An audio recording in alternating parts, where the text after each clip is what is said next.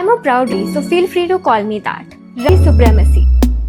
Feminism is my favourite gender. खासकर जो Instagram feminist है, क्या काम कर रहे हैं यार उन लोग। मतलब जो वो इस समाज के लिए कर रहे हैं ना, शायद ही किसी के में दम हो कर पाने का। बहुत ज्यादा करेज और प्रिविलेज चाहिए उसके लिए। आज उनकी ही बदौलत हर घर फेमिनिस्ट मूवमेंट सफल हो पाई है। After watching all those reels, हर दादी अम्मा कहती है अगले जन्म वही फेमिनिस्ट की जो। मैं तो हैरान ही हो गया यार इन औरतों की मर्दानगी देखकर। मतलब इतने ज्यादा राइट्स हैं इनके पास। क्योंकि मेरी पेट्रियार्कल आंखों को थोड़ा टाइम चाहिए ये अडेप्ट करने के लिए कि इनको मुश्किल से 100 साल हुए पूरे राइट्स मिले हुए। क्योंकि late 19th and early 20th century में जो फर्स्ट वेव ऑफ फेमिनिज्म आया था, उसमें इनका बस इतना ही डिमांड था कि हमें फॉर्मल रिकॉग्निशन मिल जाए इस male dominated socio political environment में। क्योंकि इससे पहले इनकी एग्जिस्टेंस वैसी ही थी जैसे किसी कुत्ते बिल्ली किसी जानवर की हो। इनको प्रॉपर इंसान माना ही नहीं जाता था। फिर कहीं जाके 1893 में औरतों को पहली बार सफरेज का अधिकार मिला और सबसे पहले व्हाइट वुमेन्स को मिला क्योंकि वो पहले इंसान बनी। आदमियों की फटी पड़ी ये सोच के कि अगला राइट कौन सा मांगा जाएगा। एक तो वैसे ही 2 वर्ल्ड वॉर देख के बैठे हैं। Women being women topic change कर दिया। नारियों ने कहा ये मत पूछो कि अगला राइट क्या चाहिए तुम्हें, ये पूछो कि तुम्हें राइट की जरूरत है ही क्यों। क्योंकि सिस्टम खराब है तो बस हम सिस्टम बदलेंगे। अब ये जो भी आपके नियम कानून व्यवस्था है, जो भी जेंडर रोल एग रोल जो भी है, जिसकी वजह से स्त्रियों के साथ अन्याय हुआ है, उन्हें पीछे रखा गया है, हम वो सिस्टम बदल देंगे। कैसे?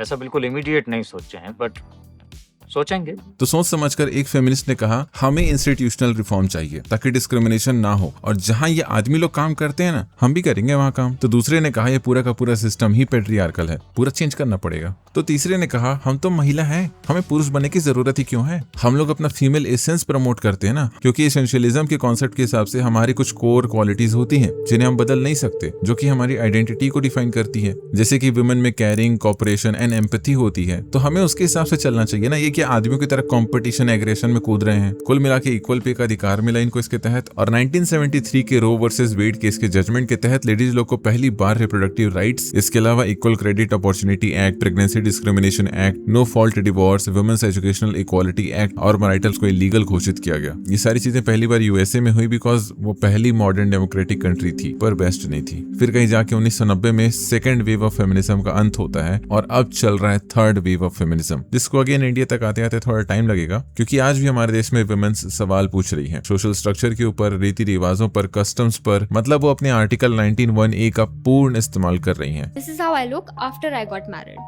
I always take Miss Divija instead of Mrs. Divija when I fill forms. I did not take my husband's surname. I also don't wear sindoor or a Mangalsutra. This is not a Mangalsutra. दिविजय जी को इस particular reel पर मिली hate को देखकर तो मैं चौंक ही गया। मतलब एक औरत अपनी चॉइसेस के बारे में बात कर रही है इतनी ओपनली। मतलब हमारे ओल्डी गोल्डी डेज में तो अभी तक कूटम कुटाई हो जाती। एक औरत होके वो मंगलसूत्र नहीं पहनना चाहती, सिंदूर नहीं लगाना चाहती, अपने पति का सरनेम नहीं लेना चाहती। ये किसी बेहुदा औरतों वाली काम है। क्योंकि हमारे समाज में एक सभ्य संस्कारी आदर्शवादी औरत वही है जो ये सब बिना किसी क्वेश्चन के करे। मतलब शादी के बाद औरत की खुद की थोड़ी कोई पहचान होती है, उसका पति ही उसका पहचान होता है भाई। भले इन चीजों से उसके पति को कोई दिक्कत ना हो, लेकिन इस आदर्शवादी समाज को जो इन कस्टम्स को लेकर कस्टम हो चुका है, उसे पता कैसे चलेगा कि औरत मिस से मिसेस हो चुकी है। कहने का मतलब प्लाट खाली है कि नहीं। अच्छा मान लो मांग का सिंदूर ना भरा हो, गले में मंगलसूत्र ना हो, तो हम लोग क्या समझते हैं भाई ये प्लाट अभी खाली। कुछ सोच समझ के ही ये ट्रेडिशंस बनाए गए होंगे, तभी इतने सालों से चलते आ रहे हैं। कभी तो किसी को कोई प्रॉब्लम नहीं हुई, इनको ये दिक्कत क्यों हो रहा है। और ये सवाल उठाते भी तो सिर्फ हिंदू धर्म के रीति रिवाजों पे क्यों उठाते हैं। बाकी धर्म भी तो है, उनको भी टारगेट करो। क्या मतलब बिना पूछे हम पे थोपा गया है।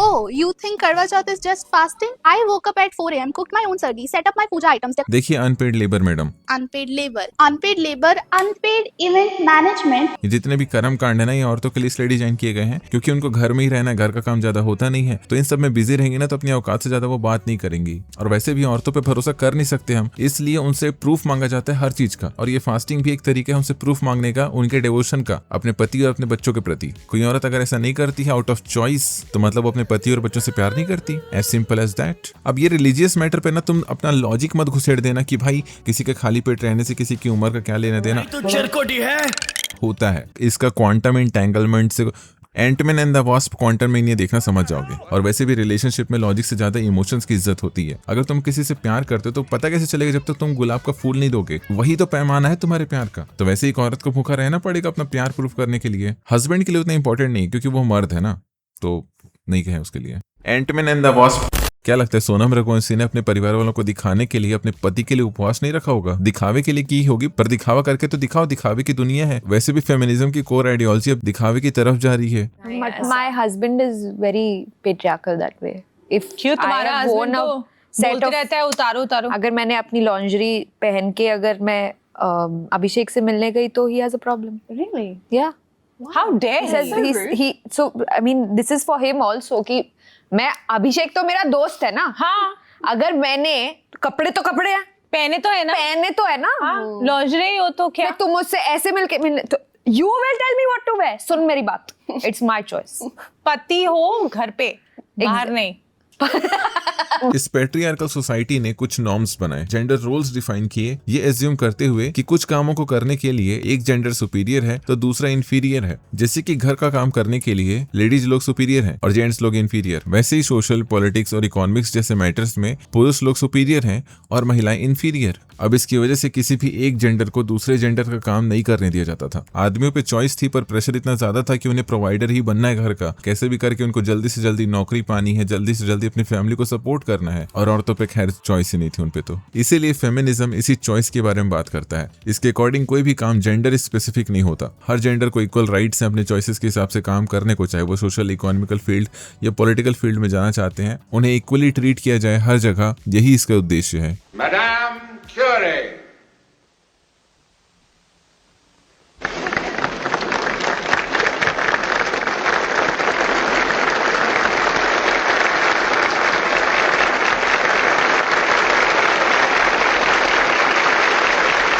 फेमिनिज्म हर उस रूढ़िवादी विचारधारा के अगेंस्ट है जो इंसानों को एक सांचे में ढालने की कोशिश करता है। लेकिन अब फेमिनिज्म को करप्ट किया जा रहा है कुछ नॉनसेंस मोटिव्स को उसके साथ अटैच करके, जैसे कि बॉडी पॉजिटिविटी, जहां लोग अपने अनहेल्दी, अनफिट बॉडी को फ्लॉन्ट कर रहे हैं, वो रीजंस दे रहे हैं ये असर्ट करने के लिए कि उनमें कोई खराबी नहीं है, सब सही है। I don't think body positivity is related to health at all. Medically, we still don't know what is a healthy body size. We don't know what's a healthy shape. Even the measures are so outdated. Measures like are so BMI and outdated. stuff, so- You like regards to people making money off of it. I feel like, well, we've made money off of unhealthier standards Yes. before. like So body shaming as well. this could be another So facet it's another of that. facet of it. I think. माना कि हर किसी की body पूरी तरीके से perfect नहीं होती, हर किसी के पास कुछ ना कुछ रहता है कंप्लेन करने के लिए, और बहुत सी अलग अलग सर्कमस्टेंसेस हो सकते हैं, बट देयर इज नो वे कि आप जस्टिफाई कर सको इस बात को कि मैं एक हेल्दी और डिसिप्लिन्ड लाइफ नहीं जी सकता, कि मैं उस रास्ते पे नहीं जा सकता कि मैं एक फिट बॉडी अचीव कर सकूं। एक हेल्दी और डिसिप्लिन्ड लाइफस्टाइल सिर्फ आपकी फिजिकल वेलबींग को शो नहीं करता, आपकी मेंटल स्ट्रेंथ को भी रिप्रेजेंट करता है। खास करके वुमेन्स को अपनी हेल्थ और लाइफस्टाइल चॉइसेस पर ज्यादा ध्यान देना चाहिए, क्योंकि उनकी बॉडी को कंटिन्यूअस हार्मोनल उतार चढ़ाव, nutritional deficiencies and mental challenges से गुजरना पड़ता है, जिसका इफेक्ट पूरी बॉडी पर देखा जा सकता है। अब यहीं से आप अपनी अनहेल्दी और खराब लाइफस्टाइल चॉइसेस को एडअप करते जाओगे तो फिर PCOS, PCOD, PTSD, GST, TDS, औरत होना भी कितना मुश्किल है। तुम ही सोचो ऐसे में बॉडी इमेज इश्यूज कैसे नहीं होंगे जब तुम अपनी बॉडी पर ध्यान दे ही नहीं रहे हो, उसे ढंग से एक्सेप्ट ही नहीं कर रहे हो, और ऊपर में सीटाफिल लगा लगा के फोटो खींच रहे हो। ऐसे में इमेज खराब नहीं आएगा तो क्या आएगा? It's not the camera, it's you. चाहे ओबेसिटी हो या मेल न्यूट्रिशन हो, इट्स नॉट ब्यूटी। समझदारी कोपियम का नशा करने में नहीं है, वास्तविकता में जीने में है और हेल्दी लाइफस्टाइल को अपनाने में है। आपने सुना होगा past doesn't matter, of course it does. हर वो सेकंड, हर वो मिनट आपकी लाइफ का मैटर करता है, क्योंकि वो डिफाइन करता है आपको, वो बताता है कि आप कैसे इंसान थे और कैसे इंसान आप बन चुके हो। आपका पास्ट ही तो सब कुछ है आपका। आपका पास्ट आपसे छीन लिया जाए तो कौन हो आप? आपके सारे सक्सेस, सारे फेलियर, सारे अचीवमेंट्स कहाँ हैं? ये कैसा इलॉजिकल सा आर्गुमेंट है कि पास्ट मैटर नहीं करता, क्योंकि इंसान की आदतें बदल सकती है, उसका नेचर नहीं बदलता। पर इसका ये मतलब नहीं है कि उसका बीता हुआ कल ही उसका आज है, पर उसका जो आज है वो उसके बीते हुए कल की वजह से ही तो है। मुझे समझ नहीं आता कि प्रॉब्लम क्या है लोगों को अपनी गलतियों को एक्सेप्ट करने में कि हाँ भी मेरे से गलती हुई थी और मैं उसकी पूरी जिम्मेदारी लेता हूँ और अब मैं अपने अंदर वो बदलाव लाऊंगा जिसकी वजह से मैं ये गलतियां दोबारा ना करूं। ये पूरा थेरेपी का धंधा ही इसलिए एग्जिस्ट करता है क्योंकि पास्ट मैटर करता है। तुम जो चाहे वो पहन सकते हो, बस शर्त यह है कि तुम लड़की ना हो। हमारे पेट्रियार्कल सोसाइटी को बड़ी तकलीफ होती है जब वो लेडीज लोग को कंपैरेटिवली छोटे कपड़ों में देखते हैं। कुछ आदमियों को तो औरतों को छोटे कपड़ों में देख के रेप करने का मन करता है, और ये बड़ी प्रॉब्लमेटिक सिचुएशन है हमारी सोसाइटी के लिए, और कोई नहीं चाहता कि उसके घर में एक पोटेंशियल रेपिस्ट हो। इसलिए लड़कियों को सजेस्ट किया जाता है कि वो छोटे कपड़े ना पहने, क्योंकि पहली गलती लड़कियों की है। उन्हें ऐसे कपड़े पहन के निकलने ही नहीं चाहिए जिसकी वजह से किसी के मन में ख्याल आए कि ऐसा कुछ किया जा सकता है। तो दे वर द इनेबलर्स यार, उनको पहले रोकना चाहिए हमें। इसलिए कोलकाता में हो रहे रेसेस को ध्यान में रखते हुए ममता बनर्जी ने जब बोला कि लड़कियों को समय का ख्याल रखना चाहिए, तो गलत थोड़ी बोला, वो तो जेन्युइन सजेशन थी ना, क्योंकि क्राइम तो गवर्नमेंट रोक नहीं पा रही है, क्योंकि मोस्ट ऑफ द टाइम उन्हीं के आदमी होते हैं। सो इस प्रॉब्लम को टैकल करने का सबसे आसान तरीका है कि आप लड़कियों पे रेस्ट्रिक्शंस लगा दो, और इतने के बावजूद अगर काम ना बने तो उनका कैरेक्टर असैसिनेशन कर सकते हैं, उन पर जजमेंट्स पास कर सकते हैं उनके क्लोथिंग स्टाइल को देखकर। जैसे कि अगर कोई लड़की शॉर्ट्स, स्कर्ट्स या क्रॉप टॉप टाइप के कपड़े पहनकर निकलती बाहर, तो वो अनइक्विवोकली बेशरम, बेहया, बदतमीज और घटिया किस्म की लड़कियों में आ जाती है। और ऐसे करके हम जो उनकी चॉइसेस हैं उसको सप्रेस करेंगे कि भाई आप अपने मन से कपड़े भी नहीं पहन सकते, रुको। इसका रीजन ये है कि जो सोसाइटल लेवल पर लड़कियां बिचिफाई हो रही है उसे कम किया जा सके, एट सम पॉइंट खत्म किया जा सके। अक्सर इस मामले में एक आर्ग्यूमेंट दिया जाता है कि अगर आपके पार्टनर की चॉइस है, उनकी पसंद नापसंद आ जाती है आपके कपड़े पहनने के स्टाइल में भी, तो उनकी पसंद नापसंद की इज्जत करते हुए आप ऐसा मत करो। Fair point. पर ये कौन बताएगा कि ये एक मैनिपुलेटिव बिहेवियर नहीं है किसी को कंट्रोल करने का। समवेयर आई फील कि औरतों पे इतना ज्यादा रेस्ट्रिक्शन होता है, इतना ज्यादा दबाया जाता है सोसाइटी के द्वारा उनको, तो वो फैमिली से जब अपनी दूर जाती है और वो फाइनेंशियली इंडिपेंडेंट हो जाती है, तो वो आउट ऑफ द वे जाकर नॉट सो वुमेन हरकतें इसलिए करती होंगी सो दैट वो रिबेलियस एक्ट कर सके, वो सारे टॉन्ट्स, ऑर्थोडॉक्स और जितने भी रेस्ट्रिक्शंस उनके ऊपर लगाए गए थे कि तुम ये सब नहीं कर सकती, and they are doing it to show कि भाई नहीं कर सकती हूँ। अब यहाँ मैं उन लेडीज लोग को जस्टिफाई या ग्लोरीफाई नहीं कर रहा हूँ जो आपको सोशल मीडिया में दिख जाएंगे दारू सिगरेट पीकर खुद को आजाद बोलती हैं। कोर्स वो सारी चीजें अगर लड़का भी करे तो गलत ही लगता है, क्योंकि इसमें अल्टीमेटली आप ही का नुकसान होता है। बहुत घर पे बैठती हूँ, थोड़ा बाहर जाओ अब। ये बोलती हम। हाँ, क्या बात है? Yeah. Don't lose yourself. Don't be in your room all the time. Go out, party, enjoy, have fun. आज ड्रिंक करके नहीं आए? आज तुम लोग सोबर आए हो? हाँ, पंजाबी हाउस होल्ड ना।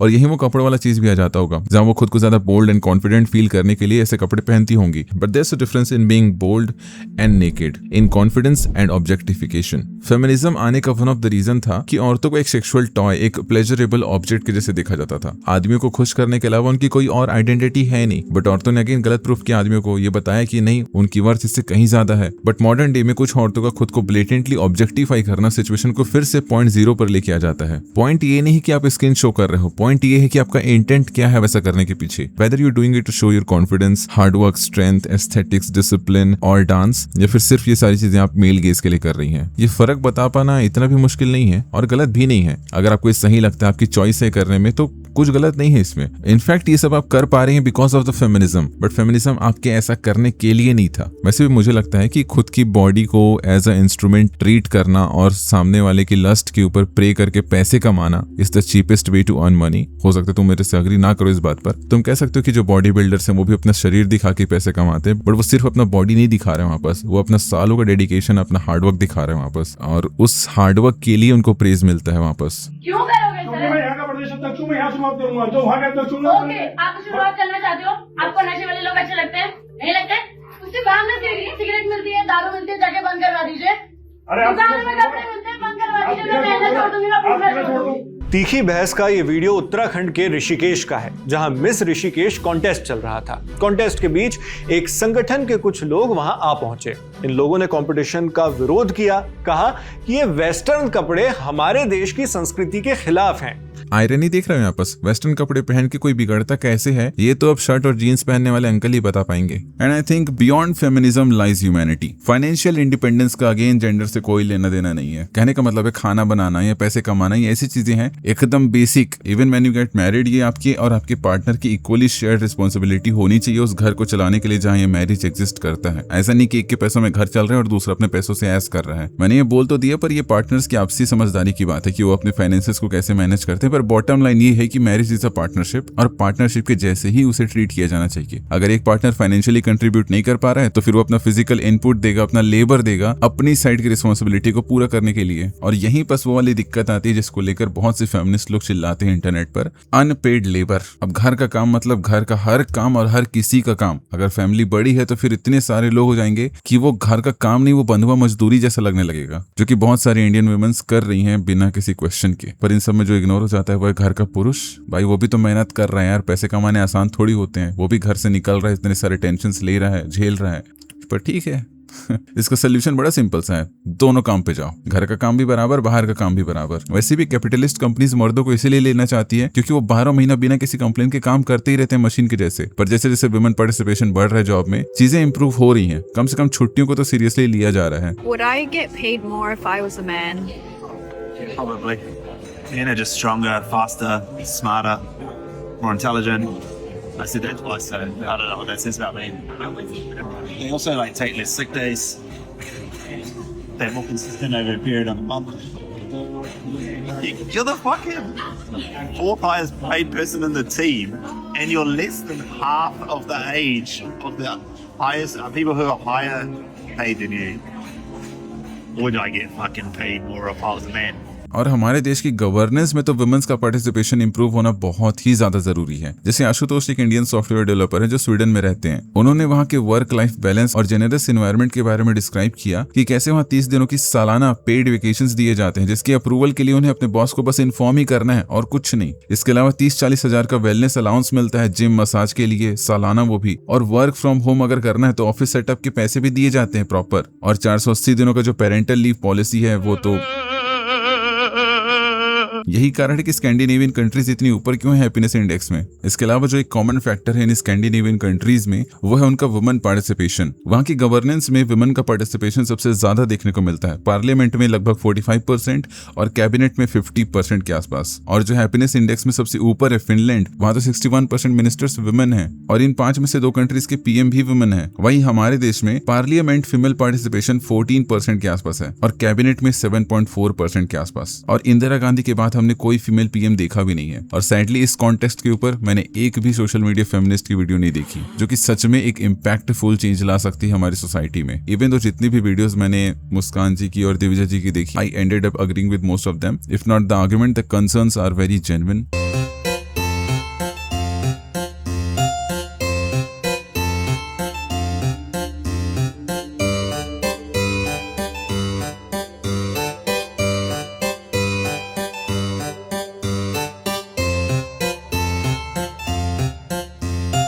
जहाँ तक मुझे समझ आया कि जिनकी वीडियो पर ये रिएक्ट कर रही हैं वो बात कर रहे हैं उन बैड वुमेन्स की जो आदमियों को एक सेक्सुअल टॉय की तरह देखते हैं, और गुड वुमेन उसको कह रहे हैं जो तुम्हारे साथ फ्यूचर देखती है, मतलब फादर देखती है। अब कहने का मतलब है कि वो सिर्फ आउट ऑफ लस्ट एक्ट नहीं कर रही है, उसको एक सेक्सुअल टॉय की तरह नहीं देख रही है, बल्कि सामने वाले के कैरेक्टर, पर्सनैलिटी, बिहेवियर सबको अकाउंट में ले रही है और आने वाला कल देख रही है, ना कि लिखो फिको पेन जैसे। अब यहाँ पे हिडन मिसोजिनी फाइंड आउट करना आई गेस पर्सपेक्टिव का खेल है। But even in this seemingly harmless video, there is hidden misogyny. Divija जी खुद को साइकोलॉजिस्ट क्लेम करती हैं और इतनी पढ़ाई लिखाई के बाद हम उनसे इतना तो एक्सपेक्ट करते हैं कि सोशल मीडिया पे जो वो अपना ओपिनियन दे रही हैं उसके ऊपर कोई और भी अपने ओपिनियंस दे सकता है, क्योंकि अल्टीमेटली इसका पर्पस तो यही है ना कि एक पब्लिक डिस्कोर्स हो, और वो हो रहा है। पर इसका ये मतलब तो नहीं है कि हर कोई आपकी हाँ में हाँ मिलाए। अब आपके दिए गए ओपिनियन पर कोई अपना ओपिनियन दे और उसको सुन के आप ऑफेंड हो जाएं और उसको स्ट्राइक दे दें, ये कहाँ की समझदारी है।